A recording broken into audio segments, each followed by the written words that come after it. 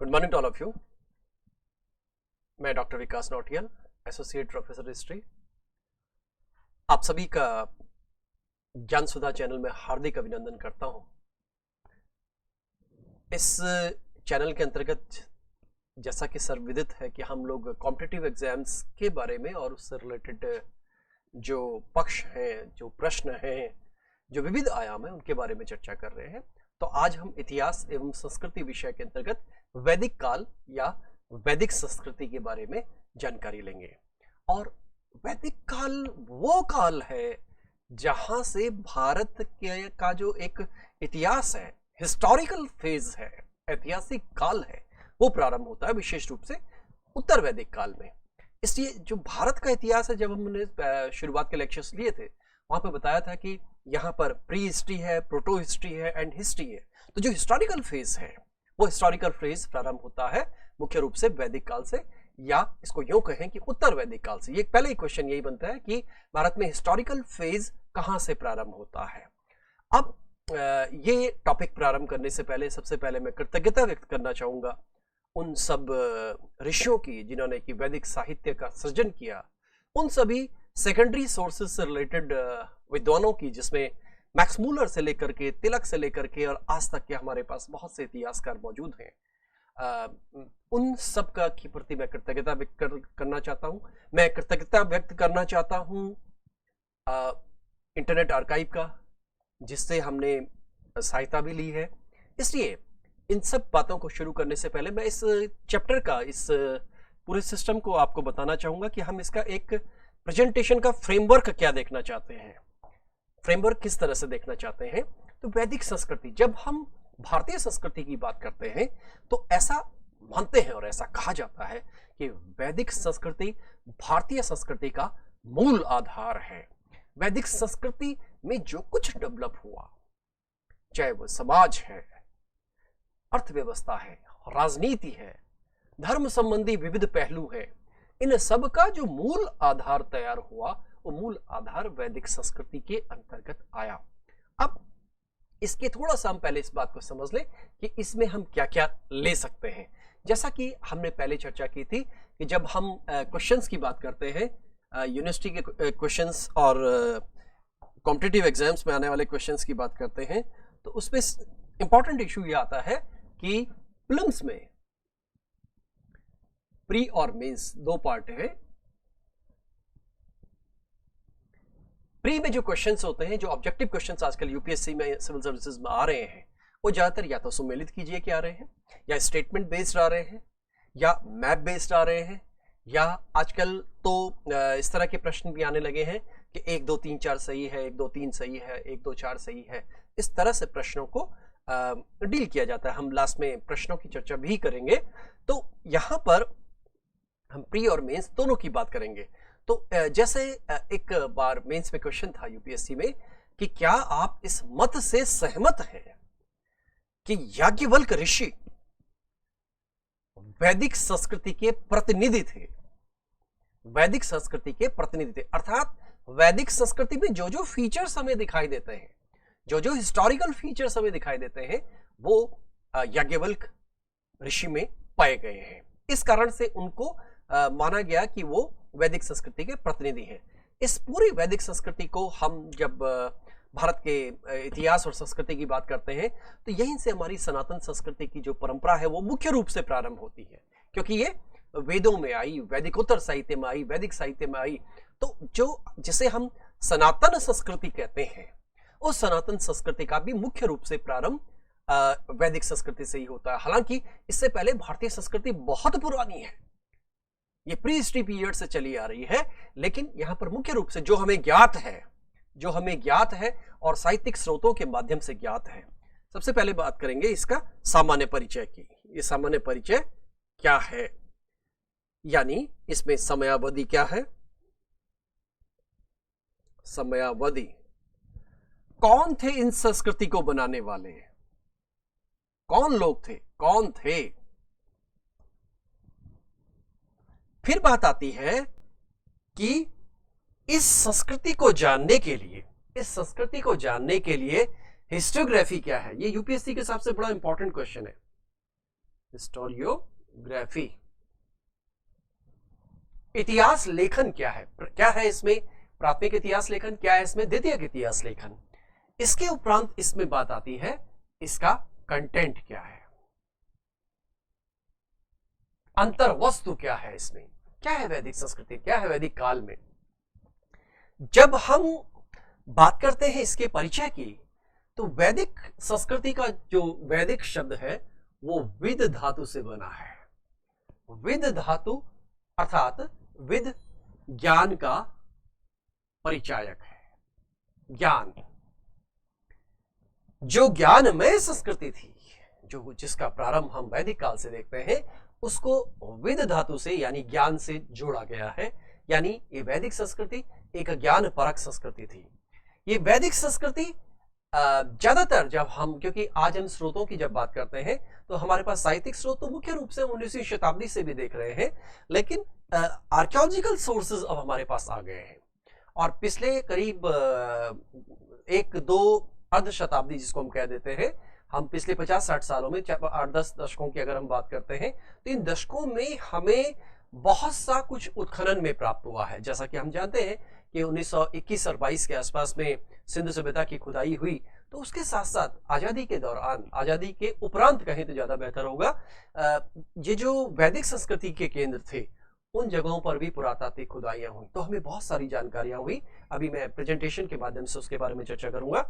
अब समयावधि, इतिहास में एक सबसे इंपॉर्टेंट चीज होती है कि कोई बात किस काल की है। तो कोई बात किस काल की है, तो ये वैदिक संस्कृति किस काल की है, ये वैदिक काल किस काल का है। ये संस्कृति के साथ साथ हम, क्योंकि हिस्ट्री है तो इसमें काल शब्द जोड़ सकते हैं। काल, पीरियड, वैदिक एज, वैदिक कल्चर, किसी भी नाम से हम इसको संबोधित कर सकते हैं। तो यहां पर जब हम समयावधि की बात करते हैं, तो सामान्यतः अभी तक जो हम बात कर रहे हैं वो लगभग 1500 से लेकर के और 600 ईसा पूर्व, 1500 to 600 BC, इसके बीच में ये वैदिक संस्कृति, इसका विकास होता हुआ दिखाई देता है। इस वैदिक संस्कृति के भी हमें 2 भाग दिखाई देते हैं। 2 भागों में इसको बांट सकते हैं हम। एक को हम ऋग्वैदिक काल कहते हैं और एक को हम लेटर वैदिक काल कहते हैं। 1500 BC यानी लगभग आज से 3500 साल पहले की बात हो रही है। इस संदर्भ में कई मत हैं। कुछ लोगों का तो ये मानना है कि वैदिक संस्कृति इससे भी बहुत पुरानी है। जो परंपरागत लोग हैं, जो सनातन संस्कृति की पुरातनता में अधिक विश्वास रखते हैं, उनका मानना है कि यह संस्कृति उससे पूर्व की है। लेकिन अभी तक ये एक तरह से यूं कहें कि सर्वमान्य सा है कि 1500 से लेकर के 600 BC तक ये इस काल की संस्कृति रही, और 1500 से लेकर 1000 तक ऋग्वैदिक पीरियड रहा, और 1000 से लेकर के 600 BC तक लेटर वैदिक फेज रहा, यानी उत्तर वैदिक काल रहा। ये दोनों काल वैदिक काल के 2 भाग हैं।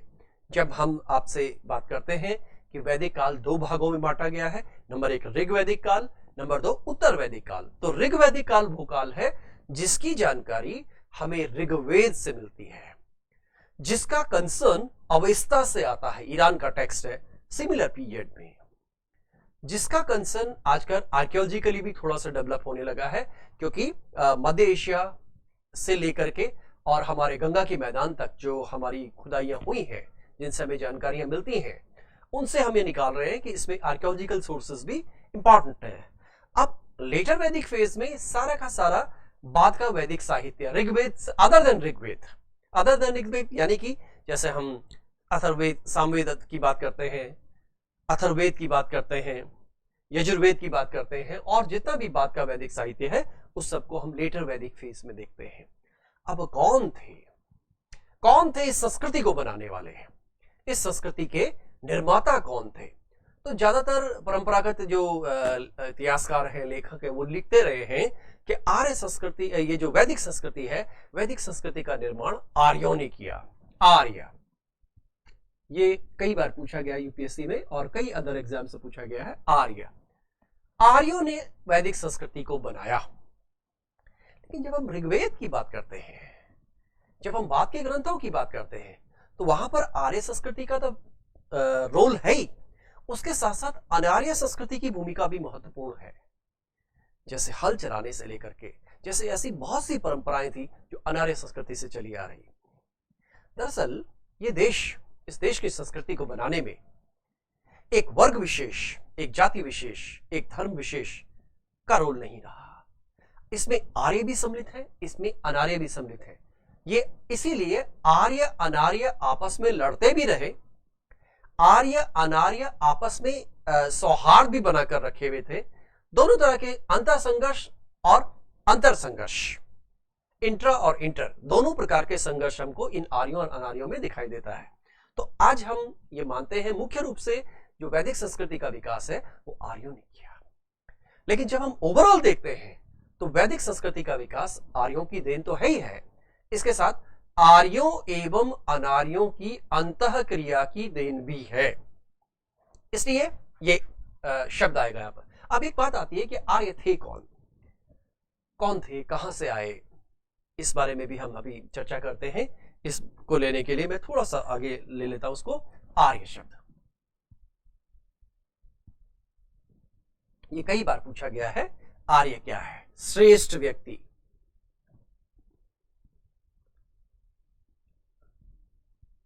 Nobel man, free man, elite man, अभिजात्य व्यक्ति, अभिजात्य वर्गीय व्यक्ति। Noble man, free man, noble man का मतलब एक अभिजात्य वर्गीय व्यक्ति। तो ये जो आर्य शब्द है, इस आर्य शब्द की इंटरप्रिटेशन इस रूप में आती है।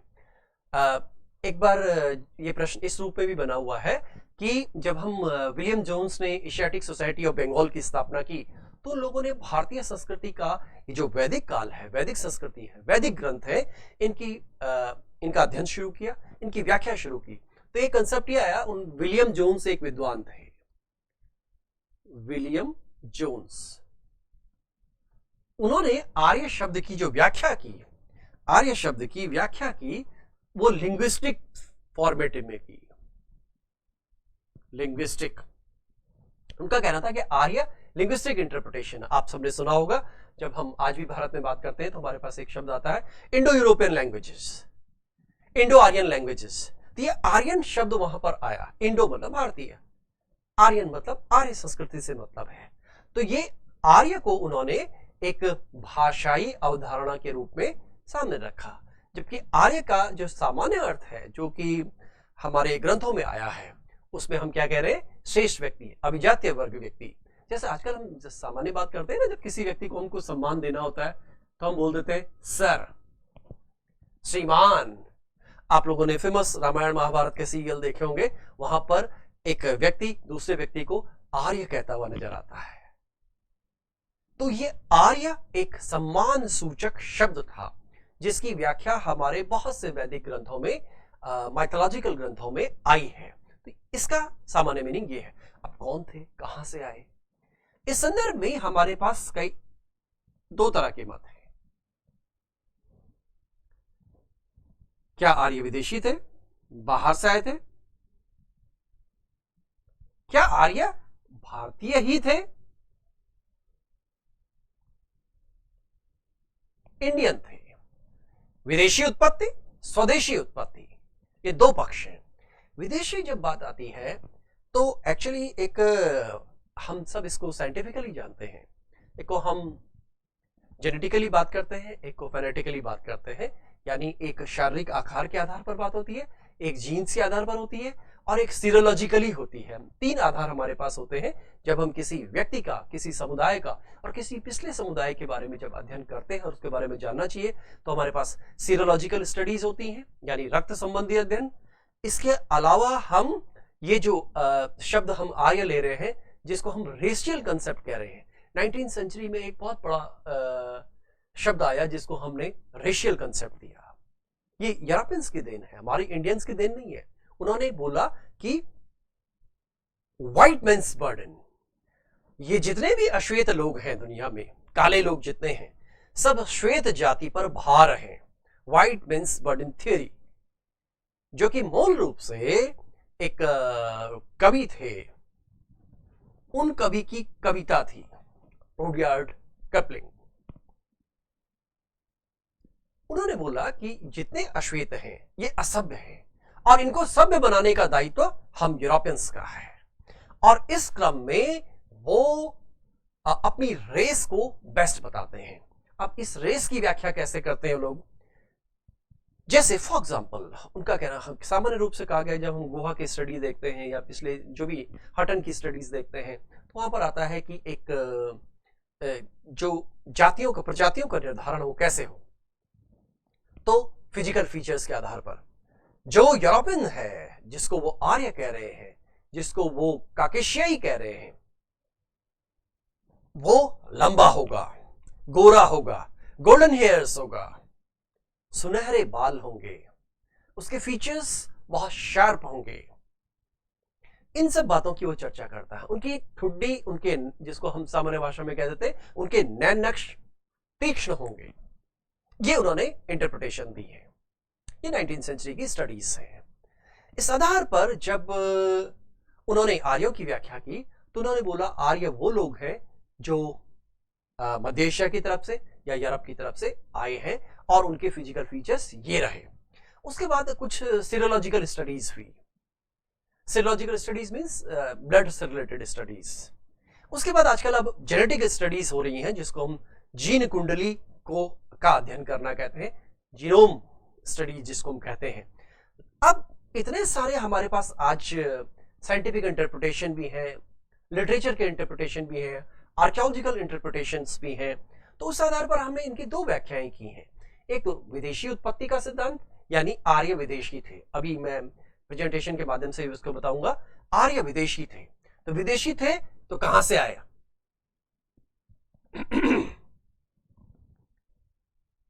मध्य एशिया की तरफ से आए। तो अलग अलग विद्वानों ने अलग अलग मत दिए, इसके बारे में भी बात करते हैं। जैसे मध्य एशिया से आए, ज्यादातर मान्य मत यही रहा। दक्षिणी रूस के घास के मैदानों से आए, जर्मनी के मैदानों से आए, डेन्यूब क्षेत्र से आए, तिब्बत से आए, या कुछ और। जब हम भारत की बात करते हैं, जो जैसे कि एसी दास जैसे लोग हैं, उन लोगों ने बोला नहीं, ये लोग तो भारतीय थे। कहां से आए? उन्होंने बोला सप्त सैंधव क्षेत्र से आए,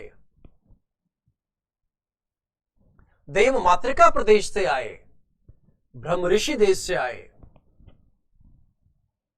तो दो पक्ष हुए, स्वदेशी पक्ष और विदेशी पक्ष। अब जो मोटे तौर पर जो यूरोपियन थिंकर्स थे या हिस्टोरियंस थे, उन लोगों ने बोला आर्य विदेश से आए और उन्होंने भारत में अपना सांस्कृतिक विस्तार किया। इसके पीछे उन्होंने अपने तर्क दिए। जब हम परंपरागत भारतीय स्कॉलर्स की बात करेंगे, जिसमें राष्ट्रवादी स्कॉलर्स भी रहे, ज्यादातर वही लोग हैं, उन्होंने बोला कि आर्य भारतीय ही थे। और पिछले कुछ 2-3 दशकों से तो एक बात और सामने आने लगी है। उनका कहना यह है कि आर्य न केवल भारतीय थे, बल्कि आर्यों का जो प्रसार है, जो कि यूरोप की तरफ होता हुआ दिखाई देता है, या ईरान की तरफ, या फिर एशिया माइनर की तरफ होता हुआ दिखाई देता है, वो भारत की तरफ से आर्य गए थे। यहां पर मैं आपसे ये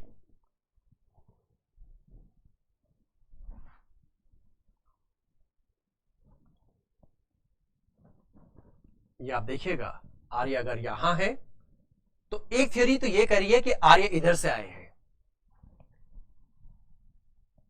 फॉरेन इन्वेजन थ्योरी, विदेशी आक्रमण का सिद्धांत, जिसको लेकर आज बहुत से प्रश्न चिन्ह लगे हैं। लेकिन दूसरी थ्योरी ये कह रही है कि आर्य न केवल भारतीय हैं, बल्कि इनका प्रसार भारत से बाहर की ओर भी हुआ। यहां पर मैं आपको याद दिलाना चाहूंगा कि जो यूरोप वाला पार्ट था, या सेंट्रल एशिया वाला पार्ट था, या रूस वाला पार्ट था, और एक पार्ट ईरान की तरफ था, तो इनको कहा गया इंडो ईरानी। हिटिटाइट मिटिटाइट्स बोलते हैं, हित्ती एवं मित्तानी, हित्ती एवं मित्तानी आर्य। ऐसे हमारे पास खूब सारे प्रमाण हैं, ऐसे हमारे पास खूब सारे प्रमाण हैं कि जहां पर इन इंडो ईरानियंस की जो लैंग्वेज है, इनका जो कल्चर है, वो इनसे रिजेंबल करता है, रिजेंबलेंस है के बीच में। जब हम इनको देखते हैं तो इनका रिजेम्बलेंस भी इनके साथ आता है, रिजेम्बलेंस। तो ये जो रिजेम्बलेंस है, इस रिजेम्बलेंस में अपने अपने इंटरप्रिटेशन लोगों ने किए हैं। तो इस प्रकार से आर्य कौन थे, कहां से आए, इसको लेकर के हमारे पास जो प्रश्न आएंगे वो सुमेलित कीजिएगा, ज्यादातर आएगा। उन प्रश्नों पर हम अभी बात करेंगे। अब वापस हम अपने बिंदु पर आते हैं। अब लेते हैं इसकी हिस्टोग्राफी पे। हिस्टोग्राफी क्या है, यानी कैसे पता करें कि इस आर्य संस्कृति की जानकारी को हम कैसे लेंगे, इसके बारे में लेने के लिए, हिस्टोग्राफी लेने के लिए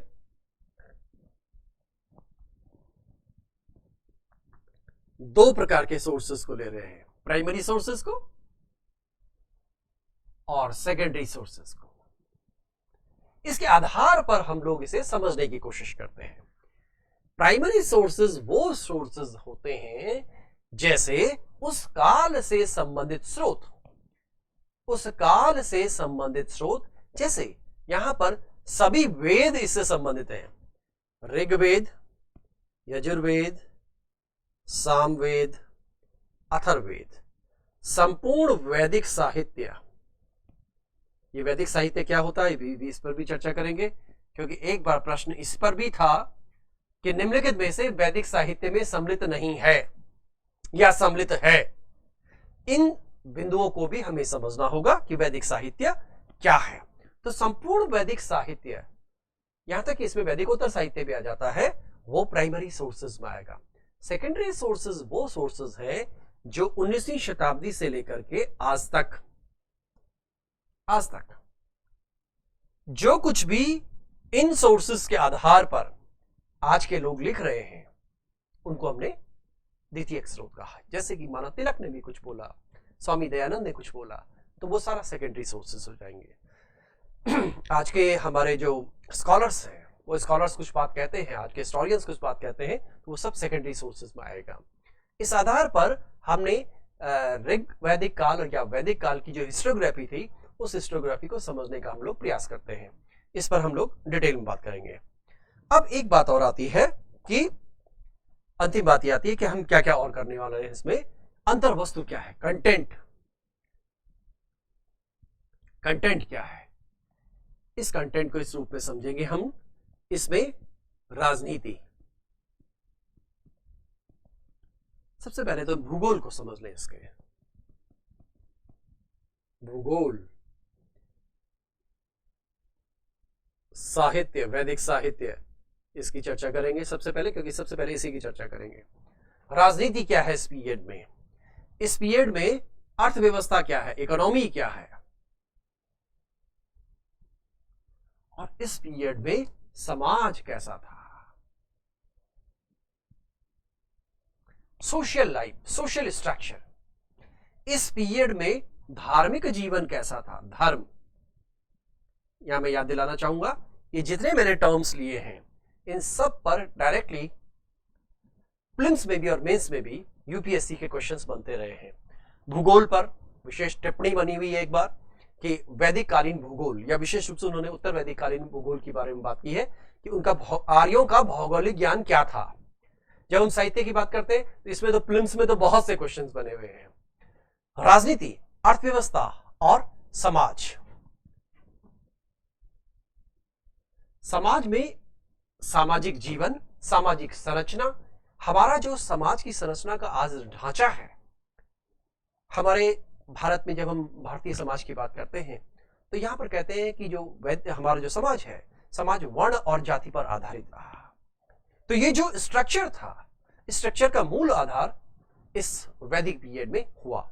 उसके बाद आती है धर्म की बात।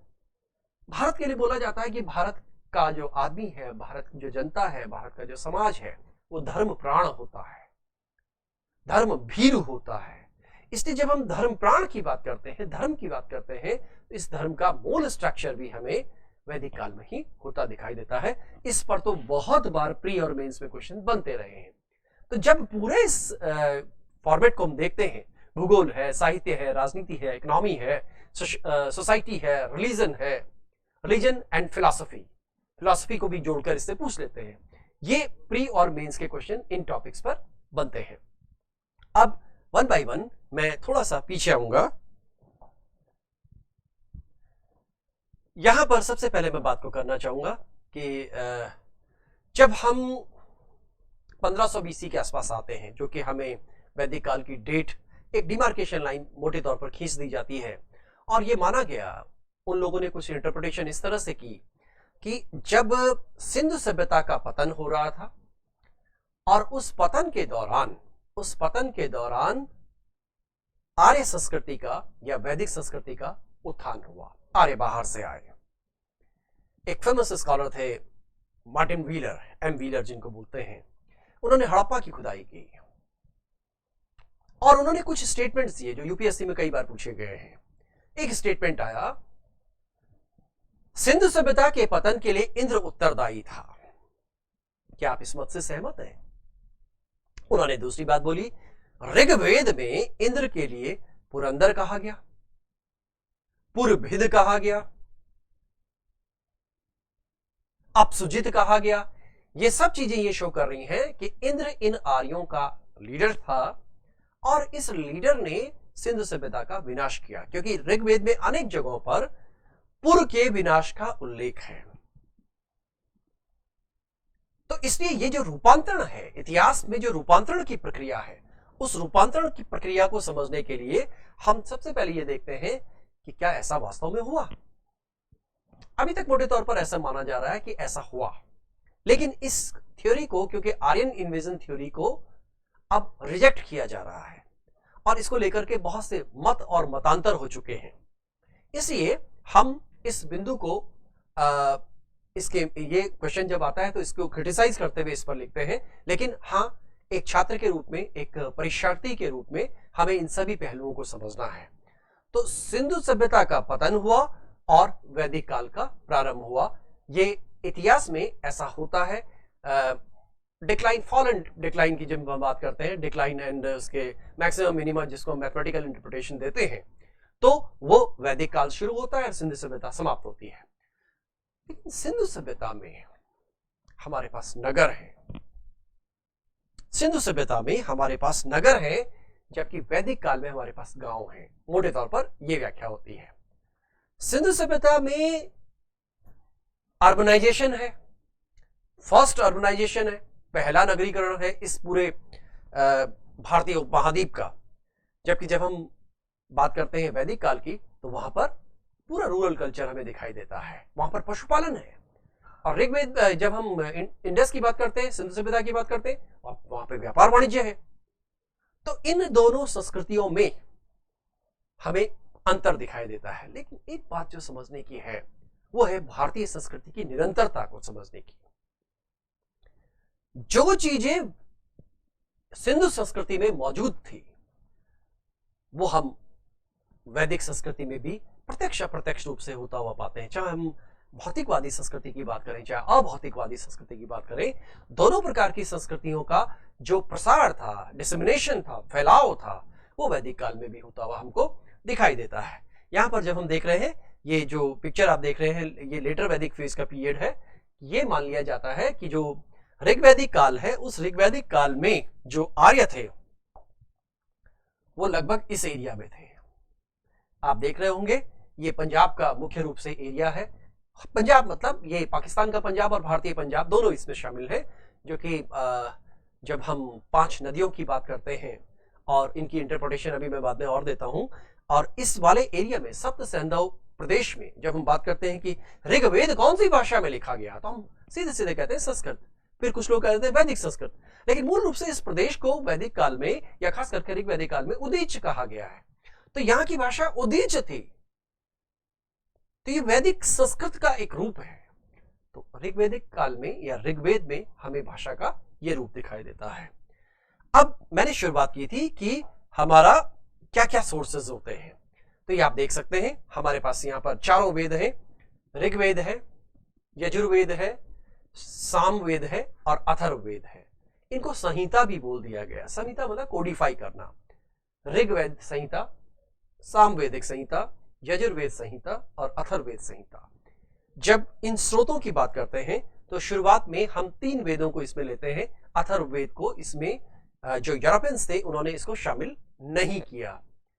तो 3 वेद, इसको बोला गया कि ये कुछ ट्राइबल सा लगता है, ये कुछ रूरल सा लगता है, ये कुछ प्रिमिटिव लगता है, तो इसलिए इन्होंने इसको इसमें सम्मिलित नहीं किया। लेकिन बाद में इसको भी सम्मिलित कर लिया गया और हमारे यहाँ पर 4 वेद की संकल्पना आती है। ज्ञान तो बहुत प्राचीन काल से चला आ रहा था, लेकिन आज हमें जो जानकारी है वो मुख्य रूप से जो 19वीं शताब्दी के स्कॉलर्स थे, जिनको हम प्राच्यवादी कह सकते हैं, या बाद के काल में जिनको हमने राष्ट्रवादी कहा, या अन्य जो विद्वान थे, उनके माध्यम से ये ज्ञान हम तक आया, अगली जनरेशन तक आया। तो ये 4 वेद मुख्य रूप से हैं, इनको हमने प्राइमरी सोर्सेज के रूप में लिया। तो 4 वेद आ गए। उसके बाद हम जब बात करते हैं, ये आपके सामने है चारों वेद। अब जब हम इसकी बात करते हैं कि सेकेंडरी सोर्सेज क्या है, जैसे मैंने आपसे पहले भी बात की थी कि सेकेंडरी सोर्सेज का यहां पर मतलब यह है कि जिन स्कॉलर्स ने, जिन लोगों ने वैदिक साहित्य के आधार पर, ऋग्वेद, यजुर्वेद, सामवेद, अथर्ववेद के आधार पर आज लिखा है, ये सब कुछ उनके संदर्भ में है। ये एक एक प्रश्न यूपीएससी में आता है, एक एक प्रश्न। जैसे द एरियंस, ये थोड़ा उच्चारण थोड़ा अलग तरह से है, द आर्यंस भी बोल सकते हैं, द एरियंस भी बोल सकते हैं, god and child, the history of civilization, the Aryans, ये किताब पूछी गई है। आगे है, ये किताब तो कई बार पूछी गई है, the secret books of the east. इसमें पूछा गया है कि मैक्स, किसने इसको एडिटेड किया था, तो मैक्स मूलर, जो कि एक बहुत ही महत्वपूर्ण प्राच्यविद रहे। इनके द्वारा 40 से ज्यादा वॉल्यूम है इस पुस्तक के। निसंदेह इन लोगों का दृष्टिकोण कई मामलों में तो उपनिवेशवादी भी रहा, लेकिन उसके बावजूद भी हम इनके ऋणी हैं कि इन्होंने हमारी सभ्यता का जो परिचय है हमसे करवाया। मैंने पहले ही बताया, इनके अपने रिजर्वेशंस हो सकते हैं दिमाग में, लेकिन इन्होंने हमारी संस्कृति का परिचय हमसे करवाया। जब हम भारतीय लोगों की बात करते हैं, जब हम भारतीय लोगों की बात करते हैं, तो चाहे हम तिलक की बात करें, Arctic home in the Vedas, ये क्वेश्चन भी कई बार पूछा गया है। और इसके अलावा मैक्स मूलर, और जब मैंने अभी आपसे चर्चा की थी कि जब हम एशियाटिक सोसाइटी ऑफ बंगाल की बात करते हैं, तो इस एशियाटिक सोसाइटी ऑफ बंगाल, आप आज भी इसकी वेबसाइट में जाकर देख सकते हैं कि इन लोगों ने कितना काम किया। नो डाउट अबाउट इट कि इन्होंने बहुत काम किया। और इन लोगों का जो काम करने का तरीका था, इनकी जो मेथोडोलॉजी थी, उसके बेसिस पर अब भी बहुत से रिसर्च पेपर्स और रिसर्च की पूरी सीरीज हम लोग देख सकते हैं। तो ये इनके सेकेंडरी सोर्सेज हो गए, ये डायरेक्टली पूछे जाने वाले क्वेश्चंस हैं। एक नाम जो पूछा जाता है, ये भारतीय विद्या भवन, आरसी मजुमदार ने जो किताबें लिखी हैं आजादी के बाद, तो वैदिक एज, ये बड़ा महत्वपूर्ण पुस्तक है। और इसमें ये पोस्ट इंडिपेंडेंस में इतिहास को जानने के लिए, खास करके वैदिक संस्कृति को जानने के लिए एक बहुत ही महत्वपूर्ण स्रोत रही। उसके बाद कुछ विदेशियों ने भी हाल के टाइम में, स्टीफन नैप ने लिखी है द प्रूफ ऑफ वैदिक कल्चर ग्लोबल एग्जिस्टेंस। मैंने आपसे शुरुआत में चर्चा की थी कि वैदिक संस्कृति या आर्यों की संस्कृति का ज्ञान हमें दुनिया के और भी भागों से मिला है, इसलिए इसके बारे में ये पुस्तक बताती है। लेटेस्ट किताबें हैं, जब ये हाल की चर्चा, क्योंकि यूपीएससी में कुछ लेटेस्ट चीजें भी पूछी जाती हैं। ये मैं आपसे बता चुका हूं, गार्डन चाइल्ड की किताब है। एक ही पुस्तक है ये जो अभी हाल में नहीं, पिछले दशक की किताब है ये एडविन बेरेंट की किताब है, the quest for the origins of वैदिक कल्चर। ये बहुत ही बेहतरीन बुक लिखी गई है और इसमें उस डिबेट को भी सम्मिलित किया गया है, the Indo Aryan migration debate. ये इस डिबेट को भी सम्मिलित करते हैं, तो ये बड़ी महत्वपूर्ण किताब है। ये मैंने आपसे प्राच्यविद की बात की थी, मैक्स मूलर की बात की थी। मैक्स मूलर ने भारतीय संस्कृति का, भारतीय ग्रंथों का अध्ययन किया। अब इन ग्रंथों के अलावा अब हम आते हैं साइंटिफिक स्रोतों पर। साहित्यिक स्रोत तो अपने आप में है। यहां ध्यान देने की बात यह है कि साहित्यिक स्रोत अपने आप में महत्वपूर्ण होते हैं, लेकिन सबसे पहले इतिहास क्या है इसको समझ लेना भी आवश्यक है। इतिहास में जब हम साहित्यिक घटनाओं को देखते हैं तो उनको हम सत्य तब मानेंगे जब उनकी व्याख्या अन्य स्रोतों के माध्यम से हो सके। अब ये अन्य स्रोत क्या है? ये पुरातात्विक स्रोत हैं, ये इंस्क्रिप्शन हैं, अभिलेखीय स्रोत हैं, ये मुद्रा शास्त्रीय स्रोत हैं और अन्य स्रोत हैं।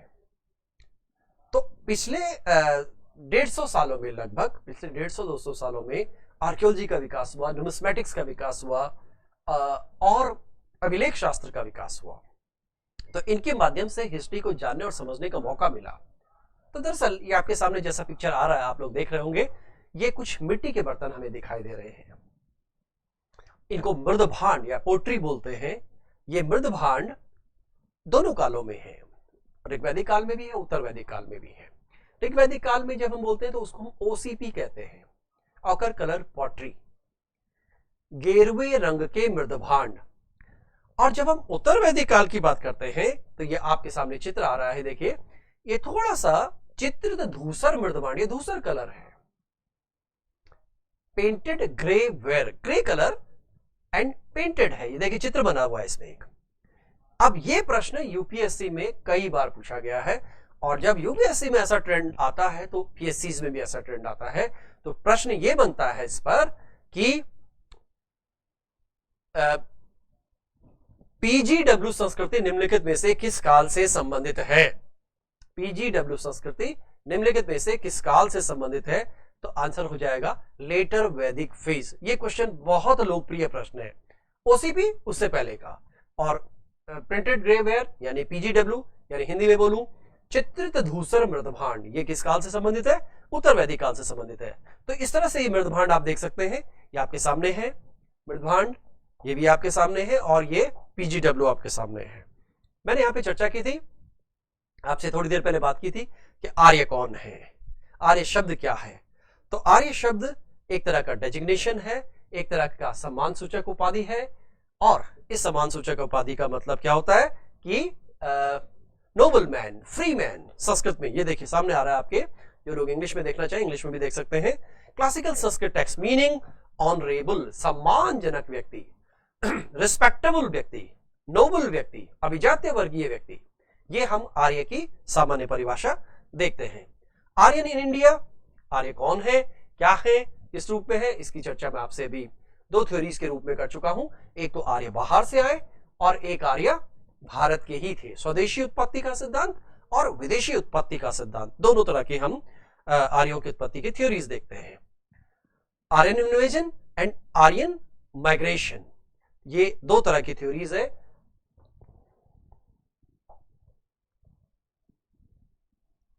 ये मैं आपको बता चुका हूं कि भारत के लोग थे और भारत से फिर ये बाहर की ओर गए। ये क्वेश्चन आपके पास खूब पूछा जाता है, थोड़ा इसके बारे में यहाँ पे स्पष्ट नहीं दिखाई दे रहा है। जैसे ये सबसे ज्यादा पूछा जाता रहा है कि मैक्स मूलर ने कहा है कि सेंट्रल एशिया से, यहां पर मैं लिख भी देता हूं इसको, मैक्स मूलर, पहला नाम आया मैक्स मूलर, इन्होंने बोला मध्य एशिया, मध्य एशिया।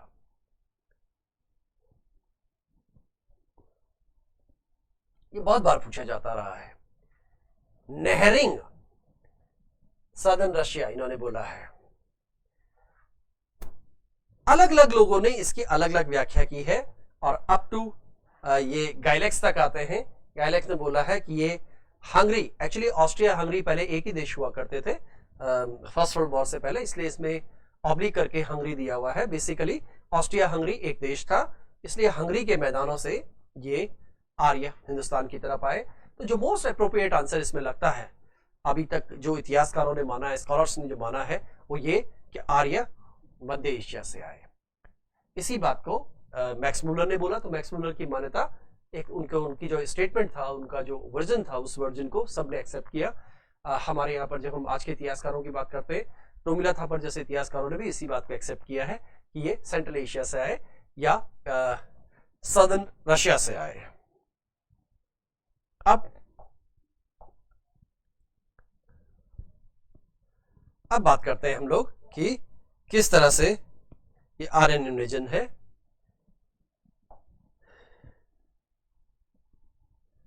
एक प्रश्न कई बार पूछा गया है यूपीएससी में और बहुत से एग्जाम से पूछा जाता है कि ऋग्वेद का समकालीन ग्रंथ निम्नलिखित में से कौन था?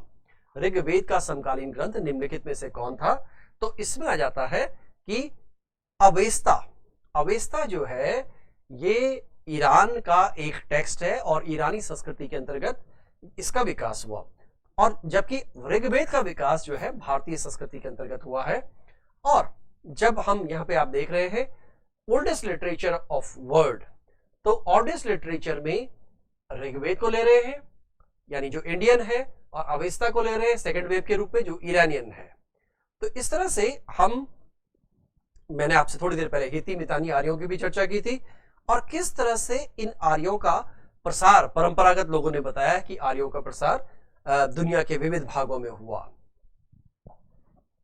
ये हम जब देखते हैं कि मॉडर्न ह्यूमन की बात करते हैं, ये बात सच है कि आप देख रहे हैं कि अफ्रीका से होमो सैपियंस, या यूं कहें कि जब हम होमो इरेक्टस फॉर्मेट में मानव था, तो उसका विकास और उसका विस्तार इस रूप में हुआ, ये जो सामने हमको दिखाई दे रहा है। और यहीं से ये भारतीय उपमहाद्वीप में आया, चाइना की तरफ गया और अमेरिका की तरफ गया है, ऐसी सामान्य मान्यता है। इसको हम दूसरे फॉर्मेट भी देख सकते हैं, जब हम आज के प्लेनेट के फॉर्म में देखते हैं तो इसका प्रसार इस रूप में दुनिया में हुआ। अब यहां पर हम एक चीज देख सकते हैं, हम जब वैदिक साहित्य को देखते हैं तो वहां पर बहुत सी चर्चा आती है कि आर्य लोग रथों का प्रयोग करते थे। आपको ध्यान होगा, हम लोग अपने यहाँ रामायण महाभारत की बात भी करते हैं, महाभारत में तो शब्द ही आता है महारथी, अतिरथी, यानी जो रथ में बैठ करके युद्ध लड़ता हो, महारथी उसका टॉप टाइटल था। तो ये वो था एक रामायण महाभारत का पक्ष, और ये हिस्ट्री का पक्ष आ रहा है। जब हम परंपरागत हिती और मितानी आर्यों की बात करते हैं, ईरानियन आर्यों की बात करते हैं, तो उनके बारे में भी कहा जाता था कि वो ऐसे रथों का प्रयोग करते थे। ऐतिहासिक रूप से ये प्रमाण है, वो इस तरह के रथों का प्रयोग करते थे।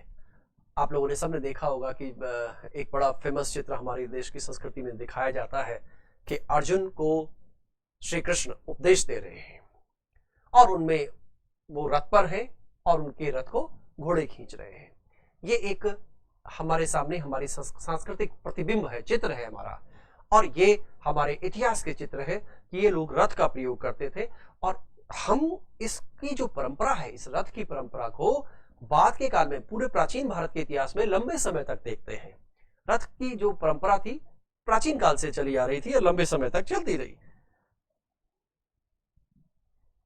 अब हम इस संदर्भ में बात कर रहे हैं कि किस तरह से ये लोग यहाँ आए और किस तरह से यहाँ पर बस गए। अब आप जरा भारत में नदियों का स्ट्रक्चर देखिएगा, और इस स्ट्रक्चर को देखने से पहले हम एक बात पर और जिक्र करना चाहेंगे कि जो आर्यों की भौगोलिक जानकारी थी वो क्या थी। तो ऋग्वेद की बात करें और लेटर वैदिक फेज की बात करें, यानी बाद का साहित्य। जब हम ऋग्वेद की बात करते हैं तो उसमें एक शब्द आता है सप्त सैंधव।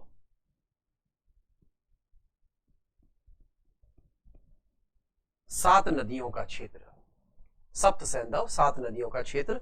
ऐसा लगता है कि यह पंजाब का क्षेत्र था। यहां पर इस ऋग्वेद में मुझवंत नाम की एक चोटी का उल्लेख है, मुझवंत। अब ये एग्जैक्टली कहां थी ये कहना तो मुश्किल है, लेकिन ये हिमालय की चोटी थी, क्योंकि इसके बारे में जब हम कुछ कश्मीर के ग्रंथों को पढ़ते हैं तो कहते हैं कि वो मुझवंत चोटी कश्मीर में थी। तो ये मुझवंत सोम रस के लिए प्रसिद्ध थी। सोम रस एक तरह का रिचुअल ड्रिंक हुआ करता था, ये शराब नहीं है। इसको शराब के रूप में व्याख्यायित नहीं, शराब के लिए शब्द सुरा आया है। सोमरस वैसे होता तो शायद शराब ही था, लेकिन इसको क्योंकि एक तरह की रिचुअल ड्रिंक के रूप में इसका प्रयोग किया गया है, इसलिए हम इसको रिचुअल ड्रिंक के रूप में इसकी व्याख्या करेंगे। मुझवंत की बात आती है, समुद्र की चर्चा आती है, लेकिन बहुत ज्यादा नहीं है। नदियों की चर्चा आती है, नदी सूक्त, नदी सूक्त 25 से अधिक नदियों का उल्लेख है। सालकर ने इस 25 नदियों का उल्लेख किया है इसमें कि नदी सूक्त में ये भौगोलिक सूक्त है। आपके पास प्रश्न ये भी बन सकता है कि निम्नलिखित में से भौगोलिक सूक्त क्या है। पहली बात तो ये समझना जरूरी है कि भूगोलिक और भौगोलिक कारक क्या क्या है, क्योंकि दरअसल होता क्या है, जो भौगोलिक कारक होते हैं वो इतिहास की घटनाओं को, इतिहास की दिशा को, इतिहास की दशा को प्रभावित करते हैं।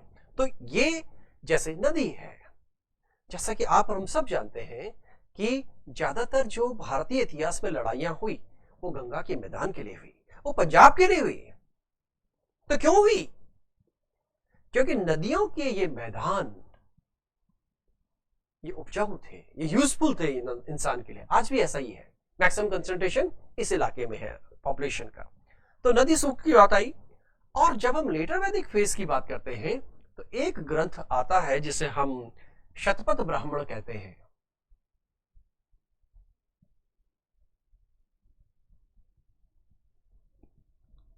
शतपथ ब्राह्मण कहते हैं, उस ग्रंथ में ये आता है शब्द।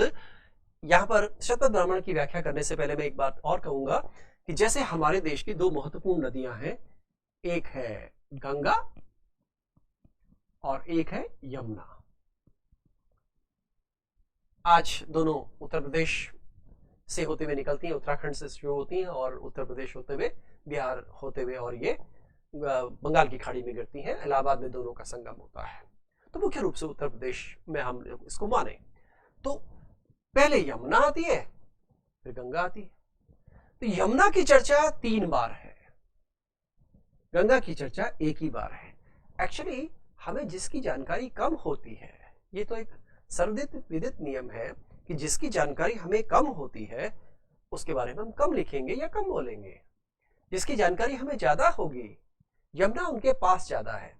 तो इस भौगोलिक आधार पर यह निष्कर्ष स्कॉलर्स ने निकालने की कोशिश की, तो यमुना के पार है, इस पार नहीं, पाकिस्तान की तरफ, चाहे ब्रह्म ऋषि देश है, चाहे पंजाब का क्षेत्र है, सब सिंधु प्रदेश जिसको बोला गया, उस क्षेत्र में आर्यों का वास था, यानी ऋग्वैदिक संस्कृति का विकास उस एरिया में हुआ, ऐसा मानना इन्होंने। जब शतपथ ब्राह्मण में आए तो एक नदी आई सदानीरा, जिसको गंडक के रूप में जिसकी पहचान है, गंडक बिहार में। बड़ी लंबी कहानी है इसकी, बहुत बार यूपीएससी में पूछा गया है। गौतम याहुगण एक ऋषि थे, विदय माधव और गौतम याहुगण की कहानी ये खूब पूछी जाती है फिल्म्स में भी और मेंस में भी, कि ऋषि ने यज्ञ करने के क्रम में अपनी जीभ में अग्नि को लेकर के उनका प्रसार हुआ, किधर की तरफ, पूरा यूपी, जंगलों को, और जंगल में आग लगती चली गई। दरअसल साइंटिफिकली ऐसा हुआ होगा कि उन्होंने आर्यों का प्रसार किया होगा, यज्ञ किए होंगे, नो डाउट यज्ञ किए होंगे, लेकिन साथ में क्योंकि इस काल तक कुल्हाड़ी आ गई, इस काल तक आयरन रिवॉल्यूशन हो गई थी, इसलिए इनका जो प्रसार है वो उत्तर प्रदेश और बिहार की ओर होने लगा और सदानीरा तक जाकर के ये लोग रुक गए। तो हम जब भौगोलिक विस्तार की बात करते हैं तो उस भौगोलिक विस्तार में हमें नदियों की बात आती है, नर्मदा नदी की बात आती है, सदानीरा नदी की बात आती है, ऐसी बहुत सी नदियों की बात आती है, समुद्र की बात आती है। ये सब हम भौगोलिक परिप्रेक्ष्य को देखते हैं। नदी है, पहाड़ है, पठार है, हिमालय की चर्चा दोनों जगह है, खास करके उत्तर वैदिक काल में इसकी जानकारी उनको थी। अब इस क्रम में हम देख सकते हैं एक नदी और हमको दिखाई दे रही है, वो है सरस्वती नदी। इसको मैं आपको पॉइंट आउट कर देता हूं क्योंकि यहां पर कलरफुल तरीके से ये आ जाएगी। ये आप देख सकते हैं सरस्वती। आज की डेट में इसको घग्गर हकरा के रूप में इसकी पहचान की जाती है। घग्गर और हकरा, घग्गर हकरा, क्योंकि पाकिस्तान में इसको हकरा कह देते हैं। अभी जो लोग इंटरव्यू वगैरह देने वाले हैं बच्चे, वो लोग इस बात को समझ लें।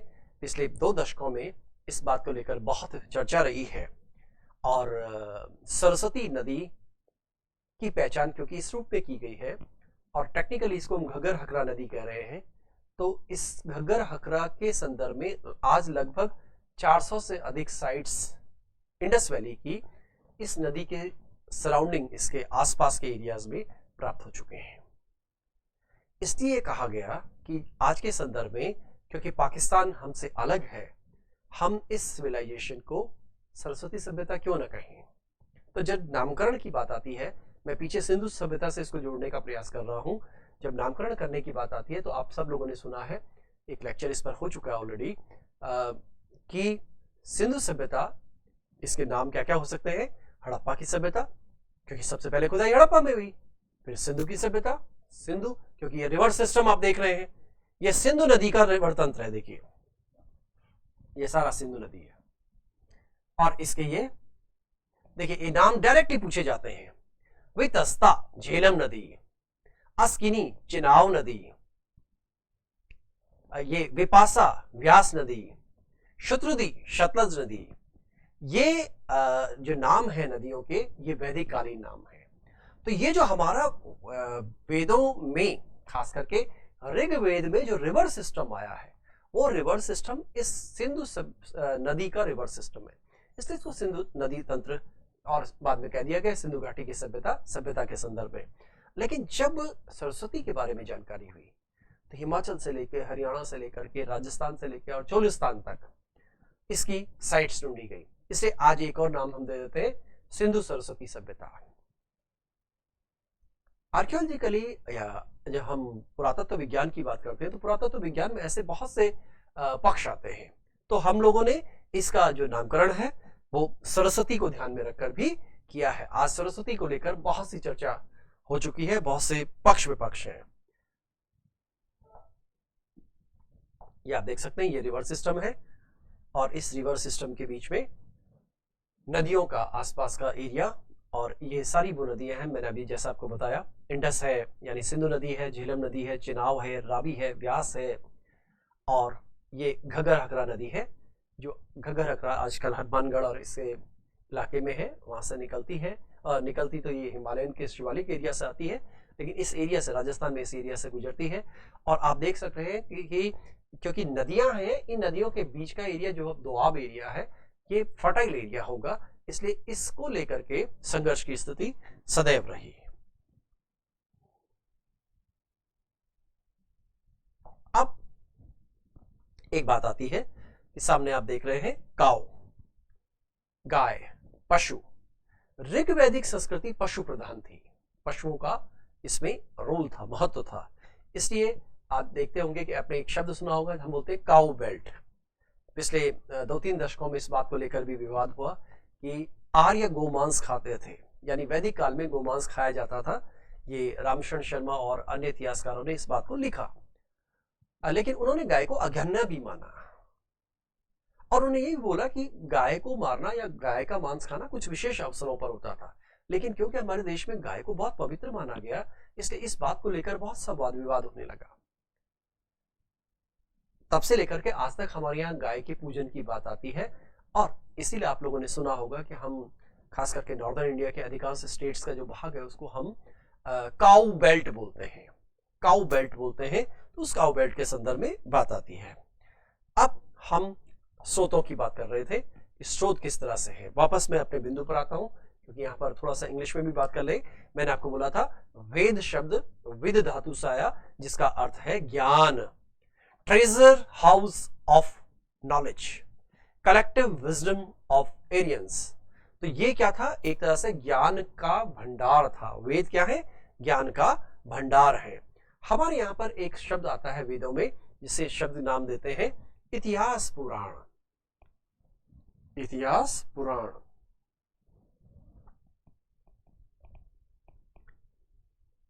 या इस बात की जानकारी आप समझ ले इस बात को कि जब यहां पर यूरोपियंस आए तो उन्होंने बोला प्राचीन भारत में हमारे यहाँ इतिहास ही नहीं था।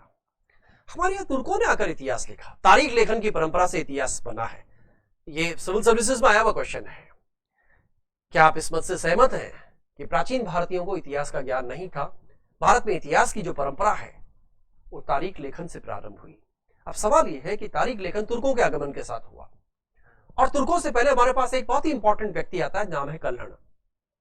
कल्हण ने जितना बेहतरीन ढंग से इतिहास लिखा, जितना साइंटिफिकली इंटरप्रिटेशन उन्होंने की, इस आधार पर हम कहते हैं कि हमारे पास इतिहास लेखन रहा होगा। जब हम और पीछे जाते हैं, ये क्वेश्चन समझने का है, ये क्वेश्चन एक्चुअली परंपरागत इतिहास लेखन से या इतिहास से भिन्न है।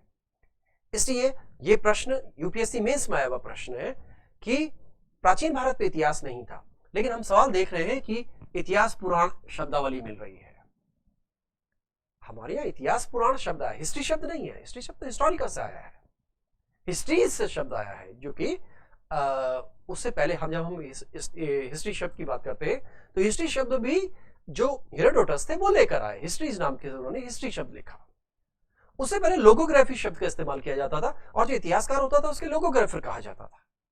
तो यहां पर हम जब इतिहास पुराण की बात कर रहे हैं तो जितना हम ये पौराणिक साहित्य है या वैदिक साहित्य है, इस वैदिक साहित्य को हम इतिहास के स्रोत के रूप में इस्तेमाल करेंगे इसका। यहां पर एक बात और मैं कहना चाहूंगा कि एक क्वेश्चन कई बार ये पूछ लिया जाता है, इसको जरा एक बार देख ले। निम्नलिखित में से वैदिक साहित्य में सम्मिलित है, निम्नलिखित में से वैदिक साहित्य में सम्मिलित है, या प्रश्न नेगेटिव रूप में आ सकता है, निम्नलिखित में से वैदिक साहित्य में सम्मिलित नहीं है। तो यहां पर वेद, ब्राह्मण ग्रंथ, अरण्य ग्रंथ और लास्ट आता उपनिषद।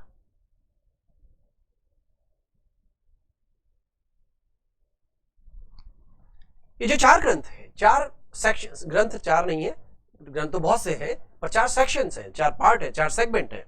वेद, 4 वेद है हमारे यहाँ पर। ब्राह्मण ग्रंथ इनसे एफिलिएटेड है, इनसे एसोसिएटेड है। अरण्य ग्रंथ, ये सारे एसोसिएटेड है एक दूसरे रूप से, ये सारे सम्मिलित किए जाते हैं वैदिक साहित्य में। यहां पर मैं इसलिए इसको जिक्र कर रहा हूं क्योंकि वैदिक साहित्य अपना पे इंडिविजुअली पूछ लिया गया है यूपीएससी के मेंस में, इसलिए इसको समझना जरूरी है। यहां पर हम रामायण महाभारत नहीं कहेंगे, यहां पर वेदांग की चर्चा नहीं करेंगे, यहां पे हम उपनिषदों, उसकी जो पुराण है उनकी चर्चा नहीं करेंगे, केवल इन 4 चीजों की चर्चा करेंगे। अगर हमने ये चर्चा कर ली कि इसमें पुराण भी शामिल है तो कंसेप्चुअली वी आर रॉन्ग। तो ये व्याख्या करने के लिए हम वैदिक साहित्य को समझ रहे हैं। तो प्रश्न हमारे इस रूप में बनेगा, जैसा इसमें माना उपनिषद की जगह शब्द आ गया, उन्होंने लिख दिया पुराण, उन्होंने लिख दिया रामायण, तो ये भाग नहीं है, ये वैदिक साहित्य के भाग नहीं है, ये वैदिकोत्तर साहित्य में इसको सम्मिलित करेंगे। तो 1 by 1 ये आप देख सकते हैं, ये चारों के चारों वेद हैं। अब थोड़ा सा इसके जो ये 4 वेद हैं सामने आपके आ रहे हैं। ऋग्वेद, सबसे इंपॉर्टेंट चीज आई क्या? ऋग्वेद। ये ओल्डेस्ट टेक्स्ट है वर्ल्ड का, और कुछ लोग तो ये भी कहते हैं कि this is first testament of Mankind, ये मानवता का पहला टेक्स्ट है, पहला ग्रंथ है। 1028 इसमें, करीब 1028 इसमें सूक्त हेम्स है। 1028 को हम इस रूप में लिखेंगे, यहाँ पे 1017 प्लस 11, ये जरा ध्यान से देखिएगा क्योंकि ये कई बार पूछा गया है। 1017 प्लस 11, ये जो 11 है ये बाद में जोड़े गए सूक्त हैं जिनको बालखिल्य सूक्त बोला गया।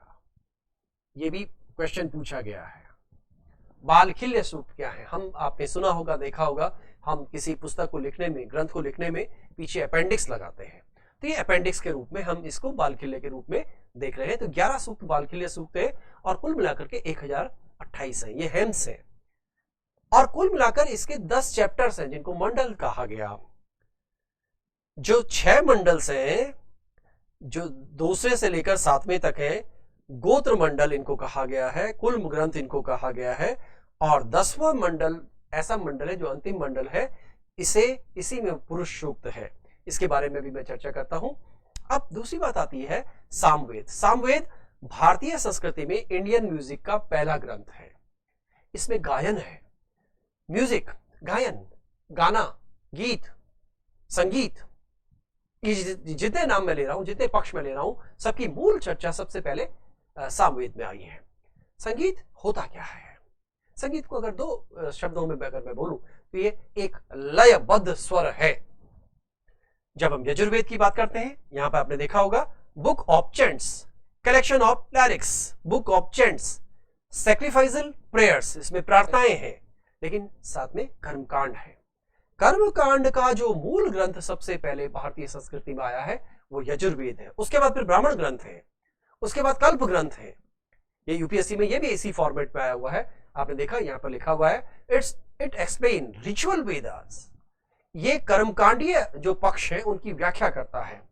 और इसमें कृष्ण, दो भाग है इसके, कृष्ण यजुर्वेद और शुक्ल यजुर्वेद। और इनके जो ये क्वेश्चन कई बार सुमेलित कीजिए में आया हुआ है कि जो ऋग्वेद का पुरोहित है उसको होत्री या होत्रा कहा गया, जो सामवेद का पुरोहित है उसको उद्गाता कहा गया, जो यजुर्वेद का पुरोहित है उसे अधर्यु कहा गया, और जो अथर्ववेद का पुरोहित है उसको ब्रह्मा कहा गया। अथर्ववेद जैसा कि मैंने पहले चर्चा की थी, ये लास्ट में बाद में लिखा गया, लेटर फेज में है, और इसमें जादू टोना के बारे में भी आता है, इसमें आर्य अनार्य संस्कृति की अंतःक्रिया भी आती है, आदि पक्ष है। अब हम थोड़ा सा ऋग्वेद के बारे में थोड़ा सा और आगे बढ़ते हैं। इसके जो मैंने आपको बताया था कि ऋग्वेद और जो सारे वेद हमारी वैदिक संहिताएं हैं वो एक दूसरे से संबंधित हैं।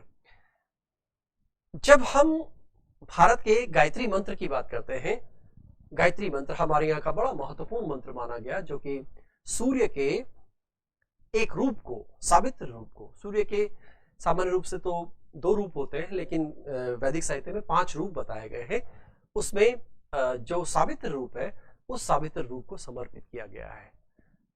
ये सूक्त तो हमारे पास मंत्र सभी जगह पर हमको दिखाई देता है कि ये बात कर रहे हैं कि किस प्रकार से हे ईश्वर, हे शक्ति, तूने हमें उत्पन्न किया है, तो हमारा पालन करता है और तुझसे ही हम प्राण पाते हैं, दुख और कष्टों को तू ही हमारे हरता है, तेरा महान तेज है, फैला हुआ सभी स्थानों पर है, सृष्टि की वस्तु वस्तु में तू ही तू है, और तू हम पर दया कर, तू हमें बुद्धि दे। एक बात यहां पर सबसे इंपॉर्टेंट और आती है, इस सृष्टि की उत्पत्ति। जब हम आज साइंस की बात करते हैं तो एस्ट्रोफिजिक्स की बात करते हैं। एस्ट्रोफिजिक्स में एक बड़ी इंपॉर्टेंट थ्योरी है जिसको हम बिग बैंग थ्योरी कहते हैं। जब हम ऋग्वेद को पढ़ते हैं तो आश्चर्यजनक रूप से एक सूक्त आता है जिसे नासदीय सूक्त कहा गया है।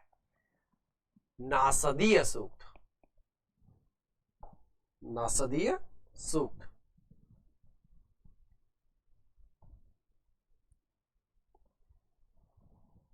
ये सूक्त दरअसल एक यूं कहें इसको कि ये फिलोसफिकल इंटरप्रिटेशन है एक तरह की।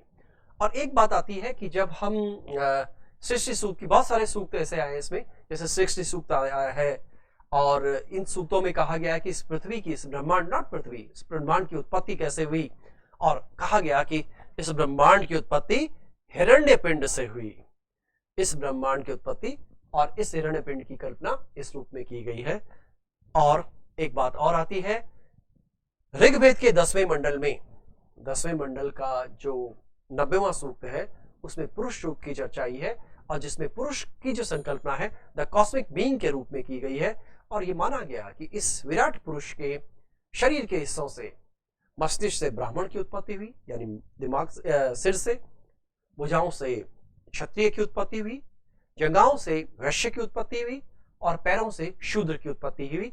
यहीं पर हमें सबसे पहले सोशल स्ट्रेटिफिकेशन, सामाजिक स्तरीकरण दिखाई देता है सबसे पहले। तो ये अपने आप में पुरुष सूक्त सबसे महत्वपूर्ण सूक्त है। ये आप चित्र के माध्यम से देख सकते हैं, ये आपके सामने आ रहा है चित्र, कि किस तरह से सिर, यानी इसका जो मुख है, इस विराट पुरुष के मुख से, अभी मैंने आपको सिर कहा था क्योंकि सिर पूरा, ये पूरा पार्ट स्कल होता है, और इसका जो मुख्य, सिर का जो मेन जो मैनिफेस्टेशन है वो मुंह के माध्यम से होता है। बोलते हम मुंह के माध्यम से हैं, तो मुख से ब्राह्मण की उत्पत्ति हुई, प्रीस्ट की, आर्म से, भुजाओं से वॉरियर्स की, यानी कि क्षत्रिय की उत्पत्ति हुई, थाइज यानी जंघाओं से वैश्य की उत्पत्ति हुई, और शूद्र की उत्पत्ति कहां से हुई, पैरों से शूद्र की उत्पत्ति हुई। ये आपके सामने चित्र आ रहा है। एक बड़े आश्चर्य की बात है, हमारे देश की इस संस्कृति को जानने और समझने के लिए ये कम लोग इस बात को इंटरप्रिटेशन इसकी देते हैं। मैक्स मूलर जैसे लोग, ये एक शारंजियर वेव इक्वेशन है, वेव मैकेनिक्स के एक तरह से ये पिता कहे गए हैं। वेव मैकेनिक्स बेसिकली फिजिक्स का एक पार्ट होता है। ये लोग हमारी वैदिक संस्कृति को और उपनिषदों से प्रेरणा पाते थे। ये साइंटिस्ट हैं। तो चाहे हम श्रोडिंगर की बात करें, चाहे हम आइंस्टीन की बात करें, चाहे मैक्स मूलर की बात करें, ये भारतीय संस्कृति के इस पक्ष से सदैव प्रभावित रहे। ये मैं सामवेद की बात कर रहा था, अथर्ववेद की बात। उसके बाद ब्राह्मण ग्रंथों की बात आती है। ब्राह्मण ग्रंथ क्या है?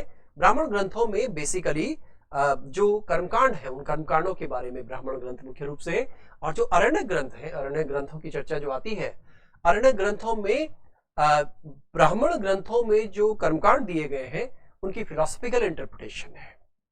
इस बात को समझ लें, वेदों में ज्ञान है, ब्राह्मण ग्रंथों में कर्मकांड है, अरण्य ग्रंथों में कर्मकांडों की दार्शनिक व्याख्या है, और उपनिषदों में दर्शन है, चिंतन है, आत्मा के बारे में, परमात्मा के बारे में, इस जीवन के बारे में, जगत के बारे में, मोक्ष के बारे में, बंधन के बारे में सारी चर्चाएं हैं।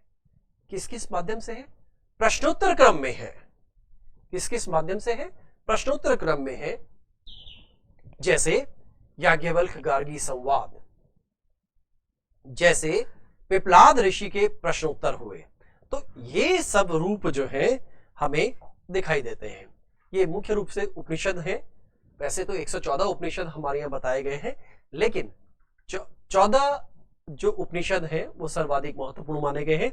इतिहास की दृष्टि से, एक बार यूपीएससी में क्वेश्चन था, इतिहास की दृष्टि से निम्नलिखित में से उपनिषद कौन सा महत्वपूर्ण है, तो उसमें छांदोग्य उपनिषद महत्वपूर्ण हो जाएगा। ये उपनिषदों की व्याख्या है, इसके बारे में एक बार फिर डिटेल में हम लोग चर्चा करेंगे। और इन उपनिषदों में एक थ्योरी आती है सतचित आनंद। सतचित आनंद, द फिलॉसफी ऑफ उपनिषद, ये उपनिषदों की अवधारणा है। और इसी के अंतर्गत हम बात करते हैं कि भारतीय संस्कृति के मूल आधार के रूप में ये प्रश्न ऑब्जेक्टिव में कई बार बनता है। ये 4 वेद हैं, ऋग्वेद, यजुर्वेद, सामवेद, अथर्ववेद। ये 6 वेदांग हैं। वेदांग पे डायरेक्ट क्वेश्चन आता है। शिक्षा है, व्याकरण है, छंद है, निरुक्त है, ज्योतिष है, कल्प है। ये इनकी पूरी व्याख्या है। 4 उपवेद आते हैं, आयुर्वेद, धनुर्वेद, गंधर्ववेद, और इसके अंतर्गत एक अंतिम भारतीय संस्कृति का पहलू आप सब लोग जानते हैं, जिसको हम कल्याण मंत्र बोलते हैं। सर्वे भवन्तु सुखिनः, सर्वे सन्तु निरामयाः, सर्वे भद्राणि पश्यन्तु। हम सब के कल्याण की बात करते हैं। आज भी हम भारतीय संस्कृति की, जब हम भारतीय विदेश नीति की बात करते हैं, भारत के सांस्कृतिक संदर्भों की बात करते हैं, तो हम इस कल्याण मंत्र को सर्वाधिक महत्वपूर्ण मानते हैं। और यहीं पे आज मैं इस लेक्चर को अंत कर रहा हूं। ये एक वैदिक काल का, वैदिक संस्कृति का सामान्य परिचय था, और इस सामान्य परिचय के बाद हम लोग अब नेक्स्ट इसका इंटरप्रिटेशन देंगे। अगले वाले लेक्चर में हम यूपीएससी में आए हुए क्वेश्चंस की भी पूरी चर्चा करेंगे, और इसी क्रम में हम नेक्स्ट व्याख्याएं करेंगे। थैंक यू, धन्यवाद।